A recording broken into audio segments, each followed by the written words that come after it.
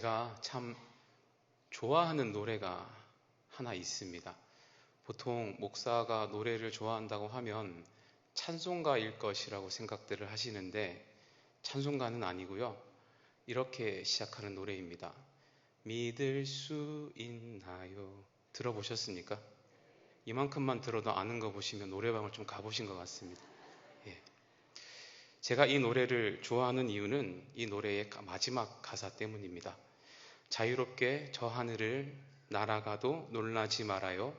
우리 앞에 펼쳐진 세상이 너무나 소중해 함께라면, 이렇게 되어 있습니다. 저는 이 마지막에 있는 함께이기 때문에 소중하다라는 이 표현이 너무 좋습니다.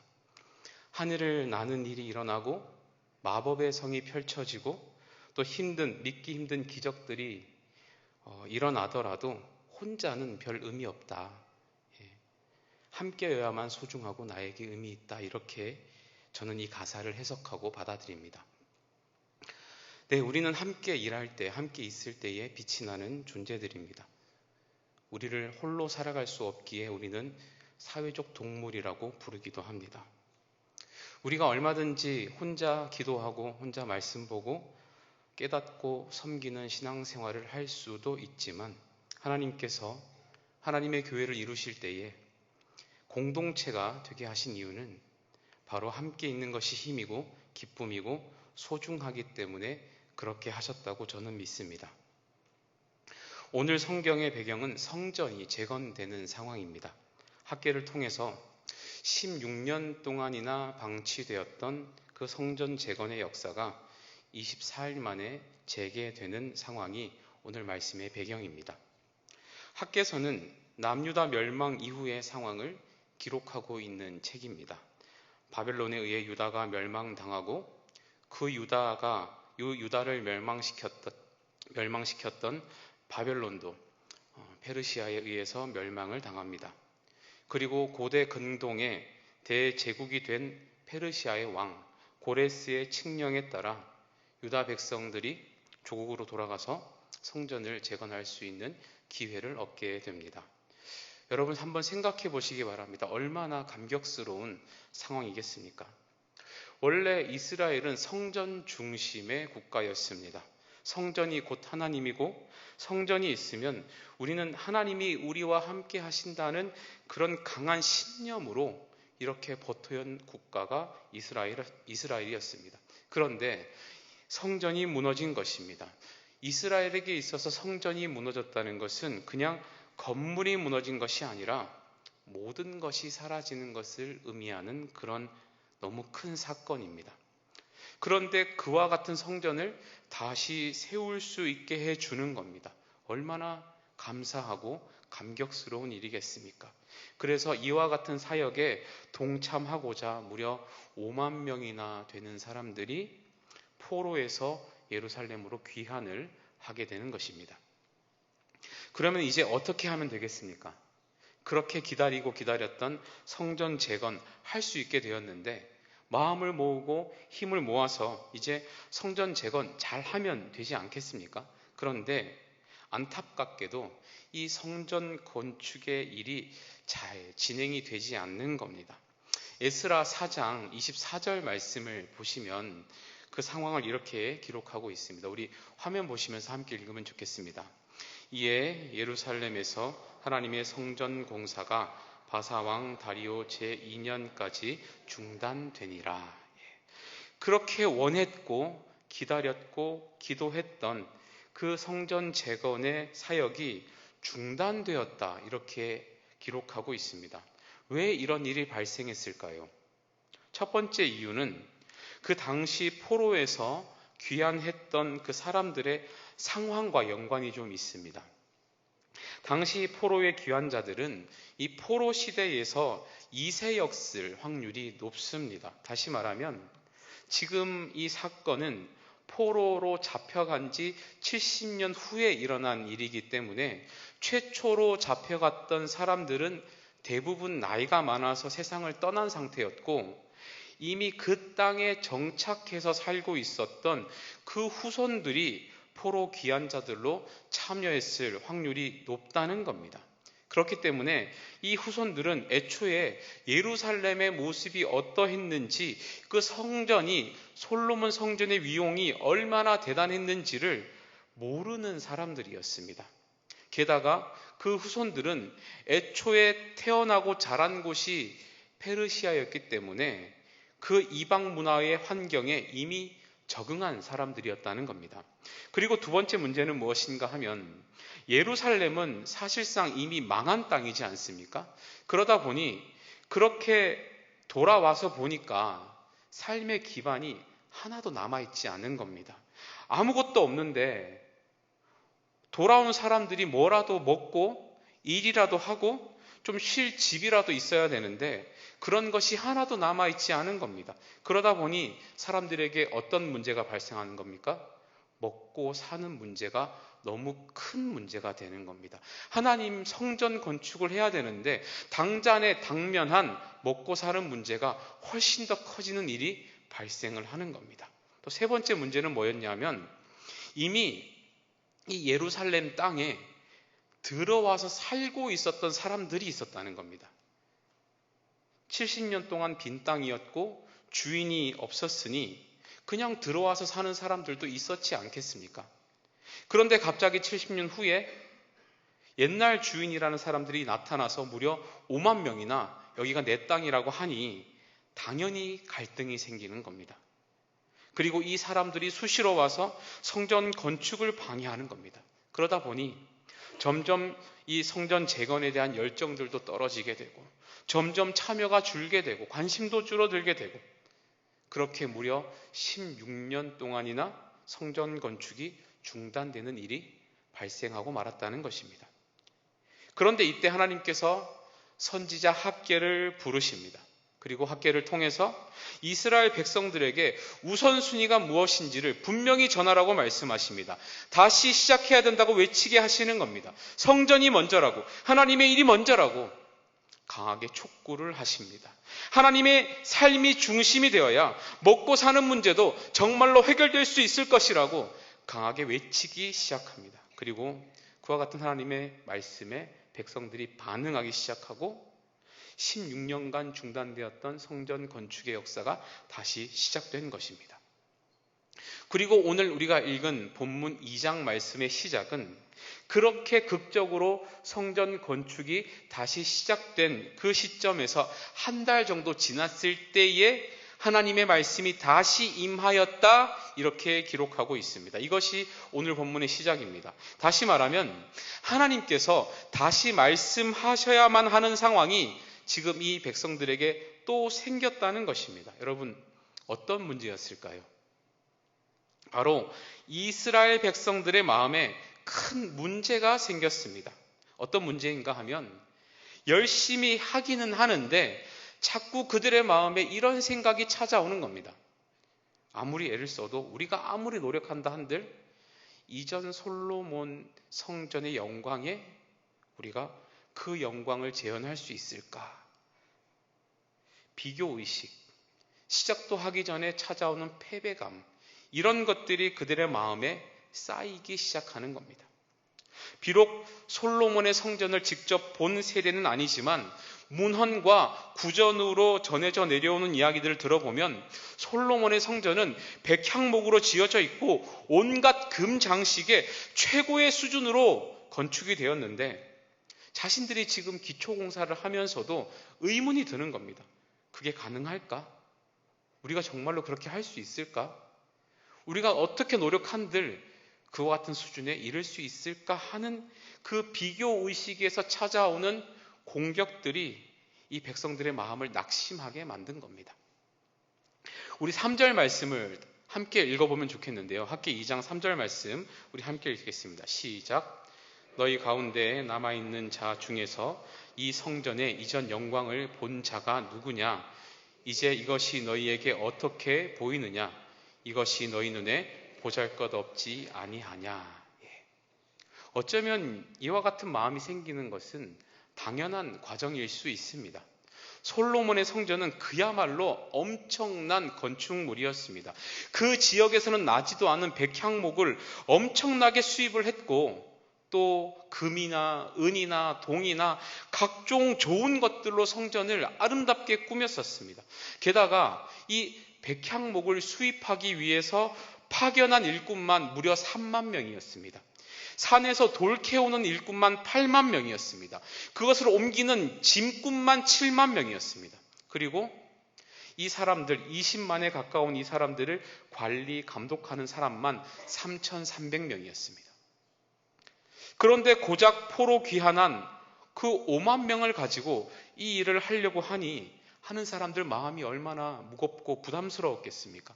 게다가 아마도 추정키로는 그 5만 명의 사람들 중에 실제로 노동에 동원될 수 있는 사람들은 절반도 안 되었을 것이라고 이렇게 추측을 합니다. 이와 같은 상황을 잘 묘사한 성경 본문이 에스라 3장 12절 말씀인데요. 우리 화면 보시면서 함께 읽으시면 좋겠습니다. 3장 12절입니다. 제사장들과 레위 사람들과 나이 많은 족장들은 첫 성전을 보았으므로 이제 이 성전의 기초가 놓임을 보고 대성통곡하였으나 여러 사람은 기쁨으로 크게 함성을 지르니. 나이가 많았던 사람들, 족장들, 본인이 어렸을 때에 그 솔로몬의 성전을 직접 본 적이 있는 원로들은 성전 기초가 놓였을 때에 대성통곡을 한 겁니다. 그런데 반면에 젊은 세대들은 성전 건축이 시작되었다라는 이 사실만으로도 함성을 지르는 이와 같은 상황이 벌어졌다는 것을 기록하고 있는 거죠. 그런데 우리가 다시 학개 2장 3절 말씀을 다시 한번 읽어보시면 좋겠습니다. 이번에 읽으실 때에는 이 말씀을 좀 하나님의 마음으로 좀 읽어보시면 좋겠는데요. 다시 한번 읽겠습니다. 너희 가운데 남아있는 자 중에서 이 성전의 이전 영광을 본 자가 누구냐? 이제 이것이 너희에게 어떻게 보이느냐? 이것이 너희 눈에 보잘것없지 아니하냐? 지금 하나님께서 이스라엘 백성들에게 말씀을 하시는 겁니다. 지금 어떻게 들리십니까? 여러분, 하나님께서 이런 상황이 벌어질지 모르셨을까요? 하나님 보시기에도 이 성전이 괜찮아 보였을까요? 예전 것보다 못해 보였을까요? 저는 이 말씀을 읽는데 이렇게 들립니다. 나도 안다. 너희들 보기에 별로이고 실망할 것을 나도 알고 있다. 저는 이렇게 들립니다. 그런데요, 이 상황에서 더 중요한 것이 무엇이겠습니까? 우리가 보기에 어떠한가입니까? 아니면 하나님이 보시기에 어떠한가입니까? 만약에 하나님께서 그래도 상관없다고 말씀하시면 그러면 상관없는 것 아니겠습니까? 성전 건축의 재료가 백향목이 아니라서 슬퍼하는 사람들에게 하나님께서는 분명히 가까운 곳 산에서 나무를 가져다가 성전 건축을 하라고 이미 학개 1장 8절 말씀에 명령하셨습니다. 그런데 그 말씀은 생각하지도 않고 백향목이 아니라고 슬퍼하고 있으면 그 슬픔이 하나님을 위한 슬픔입니까? 아니면 나 자신을 위한 슬픔입니까? 그랬기 때문에 하나님께서 지금 찾아가시는 겁니다. 그랬기 때문에 하나님께서 다시 찾아가셔서 그들에게 말씀을 주시는 겁니다. 4절 말씀에 이렇게 말씀하십니다. 우리 함께 읽겠습니다. 4절입니다. 그러나 여호와가 이르노라 스룹바벨아 스스로 굳세게 할지어다. 여호사닥의 아들 대제사장 여호수아야 스스로 굳세게 할지어다. 여호와의 말이니라. 이 땅 모든 백성아 스스로 굳세게 하여 일할지어다. 내가 너희와 함께 하노라. 만군의 여호와의 말이니라. 아멘. 뭐라고 말씀하십니까? 스스로 굳세게 할지어다. 스스로 굳세게 하여 일할지어다. 여기서 굳세게 하다라는 말을 히브리어 단어로 보면 하자크라는 단어를 쓰고 있습니다. 이 단어는 원래 의미가 달라붙다, 따라서 잡는다, 이런 의미가 있습니다. 그러니까 하나님께서 지금 뭘 말씀하신 겁니까? 너 나한테 꼭 달라붙어 있어야 돼. 절대로 떨어지지 마. 꼭 나 따라잡아서 나와 함께 있어야 해. 이 말씀을 하시는 겁니다. 그리고 이어서 뭐라고 말씀하시나요? 내가 너희와 함께 하노라. 무슨 말씀입니까? 나도 너희들과 함께 있을게. 여러분, 이것이 우리가 상황을 이겨낼 수 있는 승리의 비결인 것을 믿을 수 있기를 바랍니다. 우리가 하나님께 붙어 있어야 이길 수 있습니다. 과거의 영광이, 어떤 성전의 화려함이 우리에게 승리를 주는 것이 아닙니다. 비록 어려운 상황이라도 하나님께 내가 붙어 있어야 이길 수 있고, 하나님이 나와 함께 하셔야 이길 수 있다는 것을 우리가 잊지 말아야 할 것입니다. 바라기는 우리 모두가 스스로 굳세게 하기를 축원합니다. 하나님이 우리와 함께 하시는 것을 믿을 수 있기를 축원합니다. 우리가 무엇을 할 수 있습니까? 우리가 무엇을 해야 됩니까?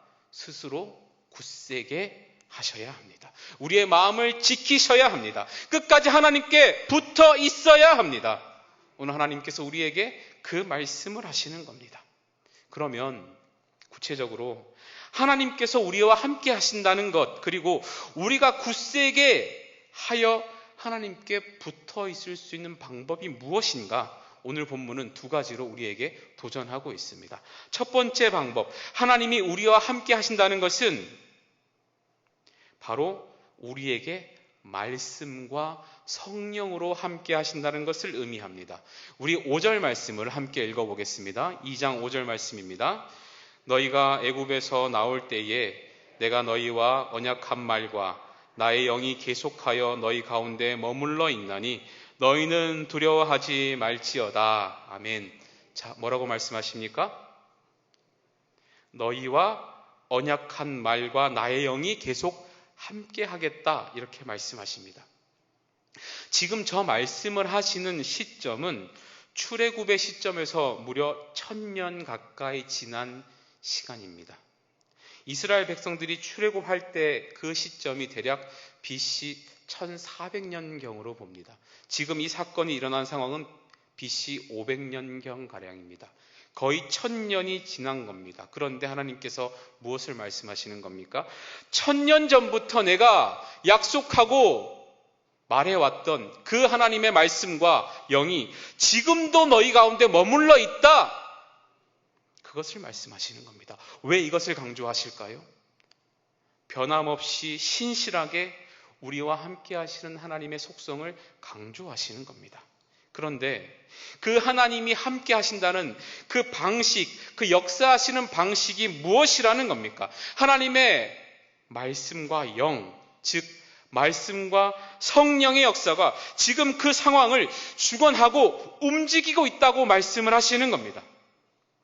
여러분, 하나님의 말씀의 역할이 무엇입니까? 우리가 말씀이 우리 안에 들어오면 어떤 변화가 일어납니까? 우리가 깨닫게 되죠. 말씀이 무지한 우리가 하나님의 말씀이 들어오면 하나님의 세계가 이해가 되고 하나님의 질서가 이해가 되고 하나님의 방식을 이해할 수 있는 변화가 우리 안에 일어나는 것입니다. 그리고 그 상태에서 성령이 우리 안에 들어오면 어떤 일이 일어나는 겁니까? 그 깨달은 바대로 실천할 수 있는 힘과 용기와 지속력과 원동력이 성령으로부터 나오는 겁니다.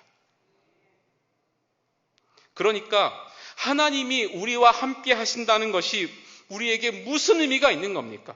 우리가 하나님처럼 생각할 수 있게 되고 하나님과 같은 마음으로 말할 수 있게 우리를 변화시키시고 계신다는 것을 말씀하시는 겁니다. 그리고 그 깨달은 바, 그 은혜대로, 그 진리대로 지금도 성령이 내 안에서 역사하셔서 우리의 삶을 이끌고 계시는 것을 너희들이 기억하면 좋겠다. 상황에 함몰되지 말고 내가 너희와 함께함을 기억하여라. 이 말씀을 하시는 겁니다. 우리는 지금도 끊임없이 이것과 싸우는 인생을 살고 있습니다. 내 생각과 내 말과 내 행동에 옳은 걸음으로 살아갈 것인가? 아니면 하나님께서 주시는 말씀과 그 하나님의 영의 통제를 받으며 살 것인가? 우리는 지금도 그것과 싸우고 있습니다. 우리가 입술로는 하나님을 인정하고 시인하고 고백하며 살고 있지만 우리의 행동이 하나님의 영광을 가릴 때가 분명히 있지 않습니까? 겉모습은 신실한 성도로서의 모습을 하며 살아가고 있지만 우리의 마음과 생각은 전혀 하나님의 방식을 따르지 않을 때도 분명히 있지 않습니까? 그런데 하나님께서 우리와 함께 하신다는 구체적인 증거가 무엇이라고요? 우리의 생각이 변하는 겁니다. 우리의 말이 변하는 겁니다. 우리의 마음이 변하는 겁니다. 하나님의 말씀의 기준을 따라 행동하게 되고 생각하게 되고 말하게 되고 마음먹는 일이 생기는 겁니다.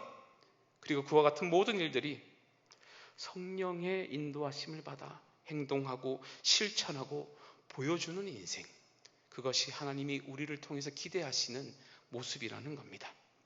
바라기는 하나님께서 말씀과 영으로 우리와 함께 하신다는 것을 꼭 믿을 수 있기를 바랍니다.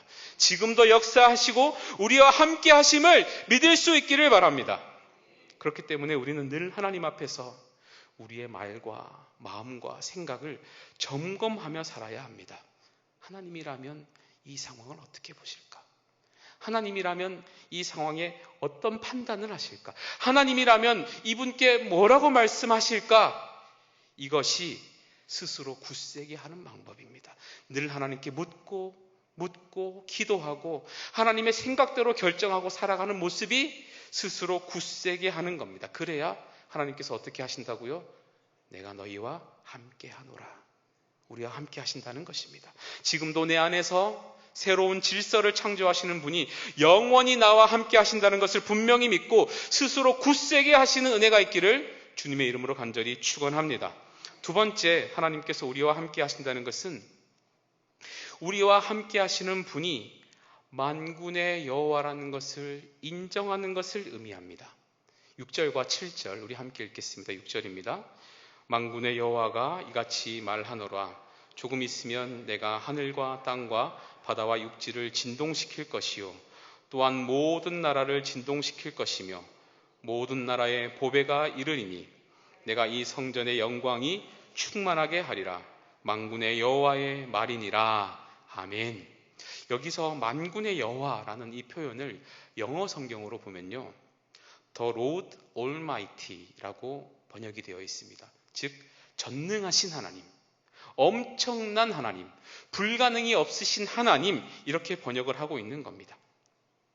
이 만군의 여호와라는 이 표현은 구약 성경에서 선지서에서 집중적으로 등장합니다. 이 선지서가 쓰인 역사적 시기가 이스라엘이 멸망하기 직전이나 멸망당한 후에 기록되었다는 것을 생각해 볼 때 만군의 여호와를 하나님 입으로 계속 강조하는 의도가 무엇이겠습니까? 우리가 우리 인생 가운데 극심한 고난과 패배의 시간을 만날 때 무엇이 가장 필요하다는 것입니까? 우리에게 가장 필요한 것이 무엇이라는 겁니까? 바로 하나님이라는 것을 인정해야 한다는 겁니다. 고작 2장밖에 안 되는 이 학개서에 만군의 여호와라는 표현이 무려 12번이나 등장합니다. 왜 그렇게나 많이 말씀하셨을까요? 우리가 큰 절망을 만날 때, 마음이 상할 때, 우리가 아픔이 있을 때, 우리 인생의 문제의 시작은, 그 출발점은, 해결되는 것은 어디에서 풀린다는 겁니까? 만군의 여호와, 내가 하나님을 인정하는가 그렇지 않은가에서 시작된다는 것을 하나님께서 강조하시는 것입니다. 여러분, 우리는 얼마나 많은 영역에서 우리가 하나님을 만군의 여호와로 인정하고 살고 있을까요? 정말로 하나님이 우리에게 만군의 여호와가 되어 주십니까? 우리는 정말로 내 인생의 주인의 자리를 하나님께 내어드리며 그분의 통제와 명령에 완전히 순종하며 살고 있을까요? 우리가 단 한순간도 하나님을 안 믿은 적은 없습니다. 하지만 그렇다고 우리가 모든 순간에 내 인생 전부를 하나님께 드리며 사는가 물어보면 죄송한 마음밖에 들지 않는다는 것을 부인할 수 없을 것 같습니다. 우리가 하나님이 우리의 왕이라고 만군의 여호와라고 고백은 하지만 여전히 내 인생의 많은 부분에 내 자신이 주인이고 다른 것들이 그 자리를 차지하고 있는 것을 우리가 얼마나 많이 발견합니까? 그렇기 때문에 하나님이 함께 하시는 인생은 하나님을 만군의 여호와로 인정하는 열심과 노력이 있어야 합니다. 이것이 스스로 굳세게 하는 것입니다. 의식적으로 우리 인생 가운데 하나님의 자리를 비워놓아야 합니다. 의식적으로 하나님께 맡겨드리려고 애를 써야 합니다. 매 순간에 전능하신 하나님을 부르고 하나님께서 역사하시면 내가 애쓰는 것보다 훨씬 낫다는 그런 선언을 하며 살아갈 수 있어야 합니다. 이것이 스스로 굳세게 하여 열심히 살아가는 하나님의 백성의 모습인 줄 믿으시기 바랍니다. 그래야만 하나님께서 어떻게 하신다고요? 내가 너희와 함께 하노라. 그래야 우리 인생 가운데 하나님이 분명히 보이는 겁니다. 그래야 하나님의 함께 하심이 빛나는 인생이 될 수 있다는 것입니다. 말씀을 정리하겠습니다.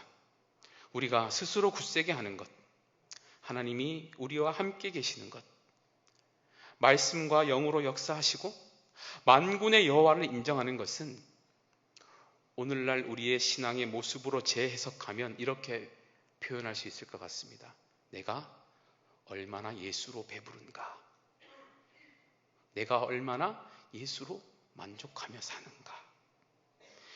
우리가 정말로 예수로 배부르면 오늘 함께 나눈 이와 같은 모든 일들이 우리 안에 자연스럽게 일어나게 될 것입니다.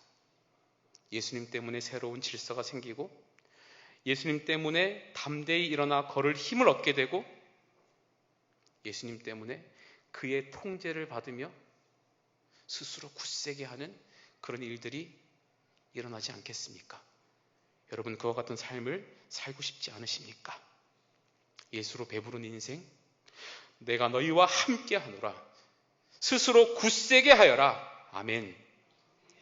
바라기는 우리 모두가 그리스도와 연합하여, 완전히 연합하여 임마누엘 되시는 주님, 우리와 함께 하시는 그 주님을 늘 고백하시면서 온전한 하나님의 자녀로 절망과 낙심의 순간에도 늘 승리하며 살아가시는 저 여러분 다 될 수 있기를 주님의 이름으로 간절히 축원합니다.